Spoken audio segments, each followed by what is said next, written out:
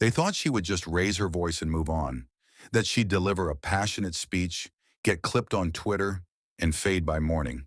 But Jasmine Crockett didn't come for noise. She came with proof. The hearing was supposed to be routine, a polite game of questions and dodges. Instead, she flipped the entire room in under 5 minutes. With one folder and a calm, steady voice, Jasmine revealed a hidden $400 million deal tied to Qatar and directly linked it to the Trump family. Emails, wirepaths, a phone recording. It wasn't speculation, it was exposure. As cameras rolled and senators shifted uncomfortably, she said 7 words that made history. "I'm not accusing. I'm exposing the truth." Within hours, the internet was on fire. News anchors scrambled. Trump's phone lit up with rage. But nothing could stop the tidal wave that had begun. This wasn't just a political moment. It was a reckoning. And Jasmine Crockett was the one holding the match. Because sometimes real power isn't loud. It's quiet, precise, and undeniable. And when she dropped the $400 million Qatar truth bomb, even Trump couldn't look away. The room was humming with tension, the kind that crawled over skin and made even silence feel deafening. Cameras rolled. Reporters held their breaths. Congress was in session, and Jasmine Crockett, calm as ever in a tailored Navy suit, sat with her fingers folded on the mahogany desk. She had been quiet most of the day, almost too quiet, observing, listening, waiting. It had been weeks of pressure, whispers of corruption, trade deals being swept under carpets. An anonymous document left in her office mailbox had started it all. No return address, just a small folder labeled Qatar, $400 million. Not what it seems. Most people would have ignored it, but Jasmine wasn't most people. She had followed the threads, dotted the names, cross-checked dates. What she found was more than political backdoor wheeling. It was a betrayal to the American people, and now the room was about to feel it. The hearing was officially titled U.S. Foreign Influence and Economic Interests in the Gulf. What it really was, a carefully orchestrated charade to protect powerful names. Names like Kushner, Mnuchin, and the one name always hovering behind it all, Trump. The chairman looked bored. The Republican side of the aisle smirked, expecting the usual fireworks from Jasmine, assuming it would be another spirited rant they could clip, twist, and spin, but she gave them nothing until now. Jasmine adjusted her mic, cleared her throat once. The room leaned in. "I'd like to enter into record several pages of communications between former Trump administration officials and the Qatar Investment Authority," she said. No one moved yet. She continued, "These documents outline an unofficial, yet highly coordinated, promise of favorable U.S. foreign policy decisions in exchange for a $400 million investment package routed through offshore holdings in Cyprus and the Cayman Islands." The silence cracked like ice under pressure. A few senators straightened their backs. The chairman blinked, confused. Jasmine didn't wait. "You'll see that these communications include discussions between Jared Kushner and senior Qatari representatives. During the same time frame when the Trump administration reversed its previous stance on the Gulf blockade." She paused. "And just a few weeks later, Mr. Kushner's investment firm received a $275 million commitment with another $125 million quietly filed under property development support."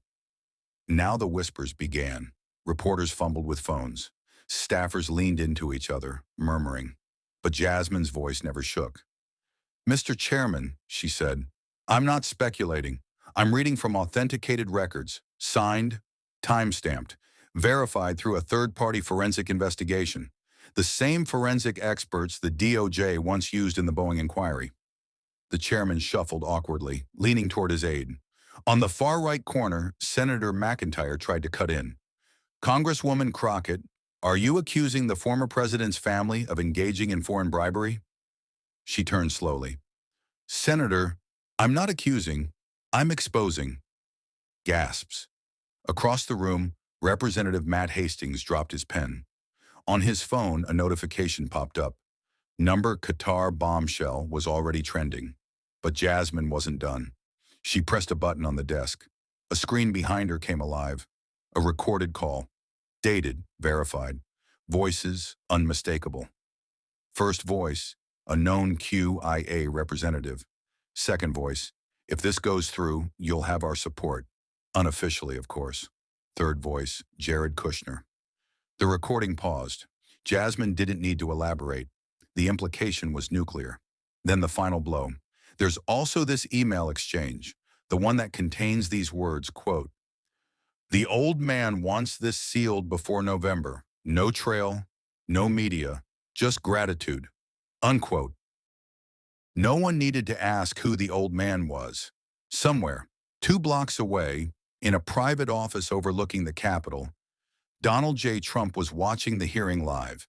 His face, usually animated and loud, was frozen. Red with rage, eyes darting. One hand gripped the desk. The other grabbed his phone. He dialed Jared. "What the hell is this? What the hell did you put in writing?" Jared stammered. Trump wasn't listening. His eyes were locked on the screen again. Crockett wasn't raising her voice. She didn't need to. Her power was in her precision. Her tone was measured. Each word was a chisel-cracking marble. "There are more documents, but I'll let the committee decide whether this information deserves a subpoena or a cover-up."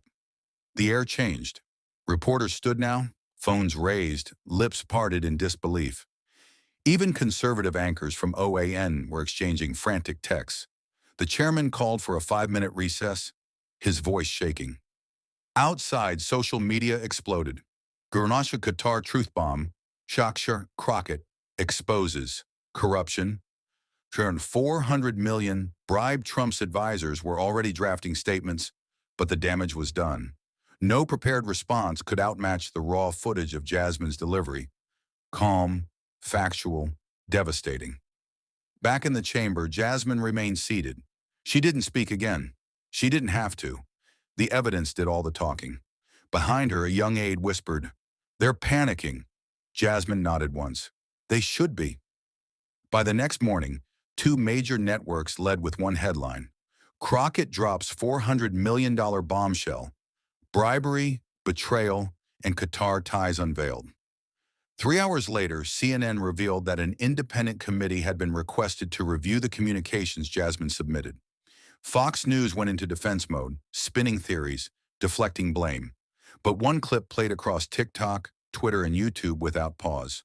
Her saying, "I'm not accusing, I'm exposing." That one sentence lit a fire. The White House issued a soft-toned statement, "We will review the allegations carefully." Meanwhile, Trump posted on Truth Social, "Fake witch hunt, another radical smear by Crockpot Crockett. Nothing to see here." But his words couldn't stop the footage, couldn't stop the movement. College students started forums about foreign interference. Journalists in Qatar requested comment from officials. DOJ insiders leaked that a preliminary review was already underway. And Jasmine? She went back to work like it was any other day. Because for her, it was never about clout or cameras. It was about truth and accountability. And with one folder, one sentence, and one truth bomb, she did what most never dared to do. She cracked the system and made history in the silence that followed. By the time the hearing adjourned, the damage was already done. Jasmine Crockett didn't need applause. She didn't wait for headlines. She simply gathered her papers, nodded to the stunned committee, and walked out with the same quiet fire she came in with. But the ripple she left behind? It shook the foundation. Across the country, people who had never watched a congressional hearing were replaying her words. "I'm not accusing, I'm exposing the truth." It echoed through classrooms, courtrooms, and living rooms like a warning and a promise. By evening, journalists were digging deeper into the trail she had uncovered. Names that once felt untouchable were now being mentioned alongside subpoenas. Foreign officials were issuing no comment, and Trump, his rants on social media couldn't drown out the one thing he feared most: receipts. Jasmine didn't need to scream. She didn't need to insult. She just needed to tell the truth, and let the truth do what it always does when it's finally heard: disrupt. In the end, this wasn't about left or right. It wasn't about politics. It was about integrity. And the rare kind of courage that doesn't shout for attention, it earns respect in silence. And Jasmine Crockett? She walked away that day not as a headline, not as a moment, but as a movement. Because when you drop a $400 million truth bomb and walk away without flinching, you're not just telling a story, you're rewriting the ending.